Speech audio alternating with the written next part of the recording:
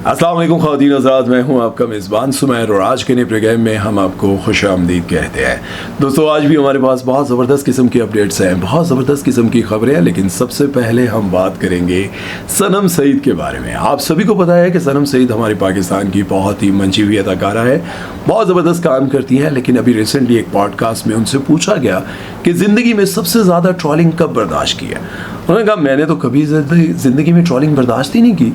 तो मैं बड़ा हैरान हुआ, मैंने कहा की तो है, लेकिन चलो पहले इनकी सुन लेते हैं।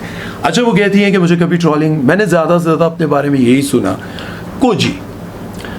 वो पहले समझे कि खोजी कह रहे हैं। खोजी किसे कहते हैं? वो कहते हैं कि खोजी जो है वो जो सुराग लगाने वाला बंदा होता है उसको कहा जाता है। मतलब इतनी वो बन रही थी कि उनको खोजी का मतलब ही नहीं पता।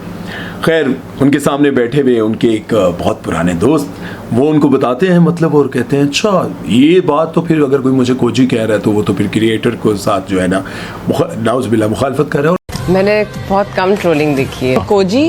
Cozi means not beautiful. Okay, so कुछ ज्यादा से ज्यादा कोजी बोलना है। अच्छा, तो इसमें मेरा तो कोई हाथ नहीं है ना, वो तो फिर आप अपने थिएटर पे ही वो कर रहे हो। मैं क्या करूँ इसका? मैं ये समझता हूँ ये बात उनकी वैलिड थी कि भाई अगर आप किसी को बहुत बुरा कहते हो, बदसूरत कहते हो, बदशक्ला कहते हो या इस तरह की चीज़ें करते हो तो ये वाकई बहुत बुरी बात है और मैं ये समझता हूँ कि ये नहीं करनी चाहिए। लेकिन उसके साथ साथ आप ये देखें कि आपको ट्रोलिंग की गई जब आपने ड्रामा सीरियल बरज़ख में काम किया, आपको बहुत बुरा भला कहा गया, आपको बड़ा, मैं ये समझता हूँ कि शायद इससे ज़्यादा आपको कभी बुरा भला ना कहा गया हो। और ड्रामा सीरियल बरज़ख का तो आप सभी को पता है, ये इंडिया का एक ड्रामा था जिसमें हम जिन्स परस्ती को आम, मतलब एक शख्स जो है वो गाड़ी में सामान रखते हुए, एक लड़का जब गाड़ी में, मतलब उसकी नज़र जो है वो जो हम जिन्स परस्त होता है उसकी नज़र उसकी जिप पे पड़ती है। और आपको पता है नॉर्मली लड़के पैंट शर्ट पहनते हैं तो वो पैंट की बनावट ऐसी होती है, जीन्स की बनावट ऐसी होती है, तो ऐसे एक्सप्रेशन, ऐसी चीज़ें वो पाकिस्तान में यूट्यूब पे चल रहा था। फिर लोगों ने बेशुमार इनकी ट्रोलिंग की, सिर्फ इनकी नहीं बल्कि फवाद खान की भी बहुत ज़्यादा ट्रोलिंग की। और मैं समझता हूँ जो इनको बुरा भला कहा गया वो शायद ही कभी पहले कहा गया हो, लेकिन जो ये जो ट्रोलिंग होती है ना, किसी को कोजा कहना, किसी को बदशक्ला कहना, और ये किसी के फेस का मजाक उड़ाना। देखिए ये मोटापा, ये सब कुछ जो बंदा खाता पीता ज़्यादा, ये वो, तो आपस में एक बात होती है, चले आप और मोटे खुदा दा नहीं कट खाया कर, ये वो एक अलग चीज़ें हैं। लेकिन जब किसी को कोजी कह कर आप उसकी इंसल्ट करते हैं तो फिर जाहिर है नाक का मजाक उड़ाना, दांतों का मजाक, आंखों का मजाक, बालों का मजाक, ये जो है ना वाकई आप क्रिएटर के साथ जो है ऐसा मतलब मेरे पास अल्फाज नहीं है, मुझे डर लगता है ऐसी चीज़ें बोलते हुए। लेकिन मुखालफत जब आप इस तरह की चीज़ करते हैं तो फिर आपको समझना चाहिए, ये तो अनजाने में हो गया ना, लेकिन अब आपको पता होना चाहिए कि आपको ये सब कुछ नहीं करना चाहिए। खैर, चलते हैं नेक्स्ट खबर की तरफ, बात करते हैं जी पाकिस्तान की उस खूबसूरत तरीन एक्ट्रेस के बारे में जिन्होंने अपनी ज़िंदगी में बहुत टाइम पर, बहुत अच्छे वक्त पर और एक अच्छे शख्स से शादी की, लेकिन शादी के कुछ अरसे तक उनको भी ट्रोल किया गया, उन पर भी बड़ी बातें की गई कि इतनी बड़ी एक्ट्रेस, पहले तो उनको गोल्ड डिगर कहा गया कि किसी शहजादे से शादी कर ली, फिर बाद में इस तरह की बातें सामने आई कि खुद इतना पैसा कमाती है, एक नॉर्मल से शख्स से शादी कर ली दुबई में। तो खैर इस तरह की ट्रोलिंग होती रही। अभी रिसेंटली उसी नीलम मुनीर का एक, बल्कि उन्हीं नीलम मुनीर का एक वीडियो सामने आता है जिसमें दुबई में एक कैफ़े की वो ओपनिंग पर गई और माशाल्लाह से माँ बनने वाली हैं। अब ये बड़ी खुशी की बात है क्योंकि ज़ाहिर है जब आप ऐसे माँ बनती हैं, ऐसे कपड़े पहनती हैं तो नज़र आता है। और ये बहुत ज़्यादा खबर फैल रही है, लेकिन मैं ये जो खबर देने की वजह है उसमें दो चीज़ें आप सबके सामने रखूँगा और आपको लगेगा कि यार वाकई खबर ऑथेंटिक है और बात भी अच्छी है। सबसे पहले तो मैं आपको ये बताना चाहता हूँ कि आप सबको बताएं कि पाकिस्तान में ऐसा कभी नहीं होता था कि कोई लड़की जब माँ बनने वाली हो और वो टाइट कस्से हुए कपड़े पहनकर किसी इवेंट पर जाए। ये सब होता था इंडिया में, और इंडिया में सबसे पहले ऐश्वर्या राय ने स्टार्ट किया, उसके बाद बहुत सारी एक्ट्रेसेस ने प्रेगनेंसी के दौरान फ़ोटोशूट्स करवाने शुरू कर दिए, क्योंकि डिज़ाइनर कहते थे कि प्रेगनेंसी के दौरान भी तो कपड़े होते हैं ना, वो कपड़े भी तो बहुत अच्छे होते हैं। तो फिर वहाँ से ये स्टार्ट हुआ, तो फिर पाकिस्तान में भी ये होने लग गया। पाकिस्तान में फिर वो जो शोहर साहब हैं, जो एक्टर होते हैं, वो पेट के साथ तस्वीर बनाते हैं, पेट पे प्यार करते हुए तस्वीर बनाते हैं, और ये चीज़ें सामने आने लगी। तो हिबा बुखारी ने भी ज़ाहिर है जब ये सब कुछ किया, तो हिबा बुखारी जिनको बहुत ज़्यादा लोग समझते थे अच्छी, सोबर, डिसेंट, तो उनको भी बहुत ज़्यादा ट्रोल किया गया। लेकिन नीलम मुनीर की अच्छी बात ये थी कि उनके कपड़े बिल्कुल ना तो टाइट थे, ना इस तरह की कोई चीज़ मतलब जिसमें बेहयाई ऐसी लग रही हो। कुछ लोगों का तो ये भी कहना था कि भाई ये मतलब ऐसी सिचुएशन में आना ही नहीं चाहिए। ये तो वो वक्त की, ये उस वक्त की बात लोग करते हैं जब लड़की प्रेग्नेंट होती थी तो वो भाई के सामने भी शर्माते हुए मतलब नहीं जाती थी, बाप के सामने नहीं जाती थी, देवर के सामने नहीं जाती थी, शर्म आती थी। लेकिन ये तो कुदरती अमल है। अब वक्त बदल गया है, सही है। पुराने दौर में ऐसा होता था, मैं भी कहता था कि शर्म और हया होनी चाहिए, लेकिन इतना भी बेशर्म नहीं होना चाहिए कि कस्से हुए कपड़े पहनकर या शोहर जो है वो पेट पे प्यार करते हुए तस्वीरें बनाकर लगा रहा हो। तो ये एक बहुत बेशर्मी की बात होती है। नीलम मुनीर की अच्छी बात यह है कि शादी के कुछ ही अरसे बाद उन्होंने माँ बनने का फैसला कर लिया, क्योंकि बहुत सारी ऐसी एक्ट्रेसेस हैं जो कि माँ बनना ही नहीं चाहती और वो ये कहती हैं कि मेरा फिगर ख़राब होता है। और आप सबको ये बात बहुत अच्छे से पता होगा कि ये जितनी भी हमारी फेमिनिस्ट ख़वातीन हैं वो तो कहती हैं कि भाई तुम क्यों माँ बनो, तुम अपना जिस्म क्यों ख़राब करो, और उनके दिमाग में ये बात डाली जाती है। और फिर बहुत सालों के बाद जब उनको पता चलता है कि यार शोहर भी नहीं रहा, उसको भी कहती थी कि तुम मेरी मर्ज़ी के मुताबिक मेरे साथ अज़दवाजी रिश्ता कायम करो, मेरी मर्ज़ी के मुताबिक तुम चलो, मैं जैसे कहती हूँ वैसे करो। तो फिर एक वक्त आता है जब शोहर भी चला जाता है, वो जो दोस्त होते हैं इर्द गिर्द जो जवानी के चक्कर में, खूबसूरती के चक्कर में तुम्हारे आसपास फिरते हैं, वो भी चले जाते हैं, फिर औलाद भी नहीं होती। और फिर ज़ाहिर है जब बुढ़ापा आ जाता है तो उस तरह की नौकरी भी नहीं होती, उस तरह का पैसा भी नहीं होता, चाहने वाले भी नहीं होते जो आपको देंगे। तो फिर वो याद आती है कि काश औलाद ही पैदा कर लेती। और ऐसी बातें जो बहुत सारी एक्ट्रेसेस हैं जिनके दिमाग में ये बात डाली गई है। ठीक है, आपका फ़ैसला अपना फ़ैसला है, लेकिन माँ बनना कोई छोटी बात नहीं है। मैं तो यही दुआ करूँगा कि असल में ये जो टॉपिक मैंने सिलेक्ट किया था या मेरी टीम ने किया था, क्योंकि जब मैं कभी कहा हूँ ना मैंने किया था तो मेरी टीम सोचती होती है हाँ मैंने किया था और अपना नाम अच्छा, बहरहाल ये जो टॉपिक था वो इसलिए था कि देखें आपके इर्द गिर्द अगर ऐसी कोई बातें आपके साथ करें तो याद रखें, दूर रहें।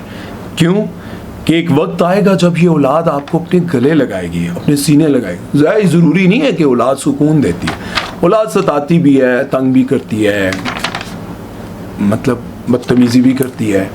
लेकिन जो माँ बाप आपके साथ जुड़ कर रहते हैं ना, अगर आप अपनी औलाद के साथ जुड़ कर रहेंगे, उससे प्यार देंगे, उसकी तरबियत करेंगे, ऐसा हो ही नहीं सकता कि वो आपके बिना रह जाए, आपके बिना जी जाए, ऐसा कभी नहीं हो सकता।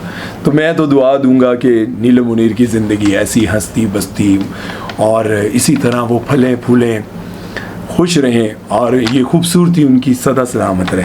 आप भी उनके लिए दुआ ज़रूर कीजिएगा, कमेंट सेक्शन में ज़रूर लिखिएगा। खैर चलते हैं नेक्स्ट खबर की तरफ और बात करते हैं जी मशहूर नजूमी अहमद फ़ारूकी के बारे में, जिन्होंने एक बहुत बड़ी पेशन गोई की है।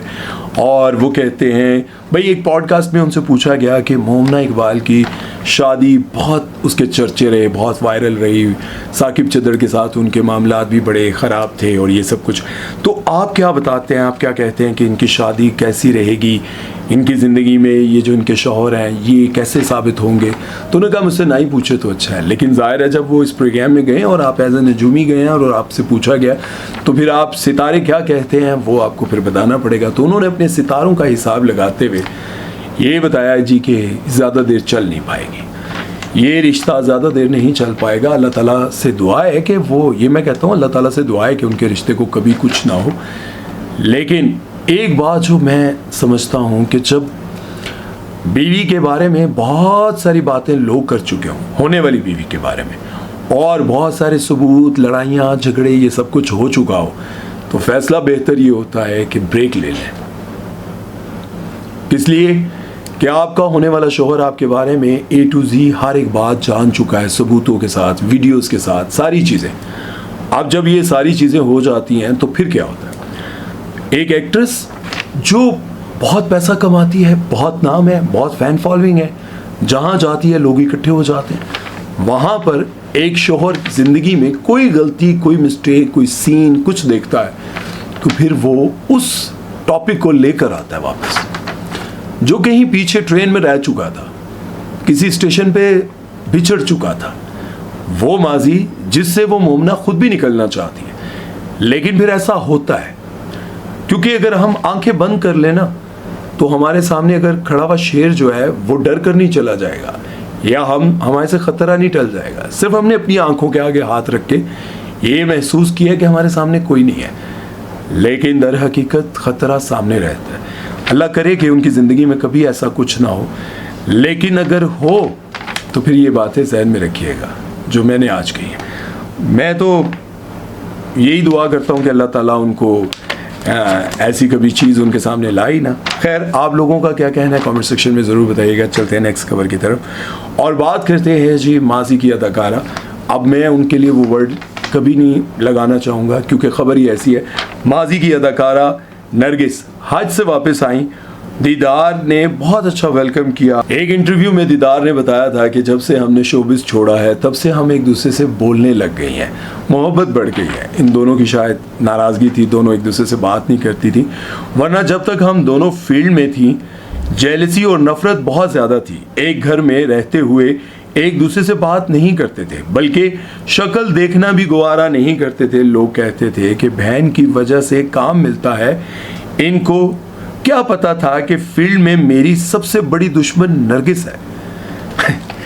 अच्छा, लेकिन जब दोनों ने शोबिस छोड़ा, कंपटीशन ख़त्म हुआ, तो हम एक दूसरे के साथ ठीक हो गए। मसलन देखें, एक प्रोफेशनल जेलसी होती है, लेकिन ये बात भी शायद लोगों को नहीं पता, बल्कि पता ही होगी यार कि दीदार को, मतलब दीदार की अपनी कोई वो नहीं थी। दीदार, आपको शायद ये बात बहुत बुरी लगेगी, लेकिन हकीकत तो ये है कि दीदार नरगिस एक बहुत बड़ा नाम था और उसके बाद आप कहीं एंट्री करती हैं और उसके बाद मुझे अच्छी तरह याद है एक ड्रामे में नरगिस खुद इंट्रोड्यूस करवाती हैं आपको और आपकी एंट्री होती है और फिर वो गाना चलता है, वो गुजरावे टाइप के कोई इस तरह के गाने चलते हैं और आपकी एंट्री होती है। वही नरगिस थी जिसने आपको स्टेज पर लाकर खड़ा किया था। तो फिर ये कैसे हो सकता है कि वो आपसे जेलस होती हूँ? हाँ, ये ज़रूर होता है कि कल नरगिस को देखिए, नरगिस का डांस करना और ये सब तो बहुत ही लेवल का था और उस पर उन्होंने करोड़ों रुपए कमाए। खैर, हम बात कर रहे थे हज की, आज हम इस पर बात नहीं करेंगे, लेकिन बात ये ज़रूर करेंगे कि आपको स्टेज पर लाकर खड़ा करना, उनको आपको स्टार बनाना, ये सब कुछ करना, लोगों से मिलवाना, इसके पीछे नरगिस का ही हाथ था और नरगिस ही आपकी वेल विशर थी। बाद में जाहिर है फिर पैसा आता है, दौलत आती है, ये सब कुछ आता है, तो फिर ताल्लुकात बदल जाते हैं, रिश्ते खून सब सफ़ेद हो जाते हैं। चलें, बहरहाल वो हज से वापस आई तो उनको बहुत अच्छे से वेलकम किया और वो वीडियो देखा तो मुझे भी बड़ा अच्छा लग रहा था, क्योंकि जब कोई इंसान खुद को बदलता है, और नरगिस की अच्छी बात यह है कि जब से उन्होंने शोबिज़ इंडस्ट्री को छोड़ा तो खुद को कवर्ड रखती हैं। बहुत अच्छा लगता है यार, जितना उन्होंने अपने आप को कवर किया होता है उस हिसाब से आप देखें कि एक वो एक्ट्रेस जो बिल्कुल बहुत ज़्यादा वाहियात, बेहयात, बहुत कुछ उनके साथ लगता था, लेकिन शोबिज़ छोड़ने के बाद उन्होंने अपने आप को बहुत डिसेंट सोबर रखा होता है। तो सलाम तो पेश करते हैं हम उनको। लेकिन अभी हज वाली वीडियो पर भी लोगों ने बहुत सारी चीज़ें नोट की, बहुत सारे कीड़े निकाले। देखा ये जा रहा था कि भाई दीदार जो है वो नरगिस पर चंद फूलों की पत्तियां फेंकती हैं और आगे चली जाती हैं, जबकि नरगिस जो है उनकी तरफ आगे बढ़ती हैं उनसे मिलने के लिए, लेकिन दीदार उनको इग्नोर करके आगे चली जाती हैं। अब जब इस तरह की वीडियो सामने आई तो मैं ये समझता हूँ कि हो सकता है आगे और भी हाजी होंगे। ऑब्वियसली एक वीडियो में मैंने देखा कि कुछ और लोग भी थे, लेकिन ये भी देखा कि बाद में जो है वो इग्नोर कर रही हैं और ये सारी चीज़ें मैंने भी नोट की। लेकिन मुझे यूँ लगता है कि अगर ऐसा था तो फिर वो आती ही ना, वो कहती हैं कि नरगिस आ रही है तो मैं तो नहीं आऊँगी आगे। लेकिन मुझे यूँ लगता है कि जब कोई बहन भाई आपस में राज़ी हो रहे होते हैं ना, हमारे यहाँ इधर ना रावलपिंडी के करीब सुना है कि एक बहुत यहाँ पे कुछ लोग कत्ल हो गए थे, तो मैंने सुना कि वो लड़ाई जो है ना वो सुलह हो गई थी, लेकिन सुलह होने के बाद एक शख्स ऐसा था जिसने जाकर कहा कि तुम लोगों को शर्म नहीं आ रही कि आपका वो फलां रिश्तेदार कत्ल हुआ था, उसके चक्कर में तुम लोगों ने पैसे ले लिए। तो ये वीडियो जब मैंने देखा तो मुझे लगा कि लोग राज़ी हो जाते हैं, दुश्मन आपस में राज़ी हो जाते हैं, लोग राज़ी नहीं होने देते, लोग नहीं चाहते कि कोई सुखी रहे, किसी की ज़िंदगी में सुख आए। तो बहरहाल ये थी आज की कुछ खबरें, कुछ बातें आप सबके लिए। उम्मीद है कि ये बातें, ख़बरें, चीज़ें आपको अच्छी लगती होंगी। अपना ख्याल रखिएगा, दुआ में याद रखिएगा। सुमैर चौधरी को दीजिए इजाज़त। अल्लाह हाफ़िज़।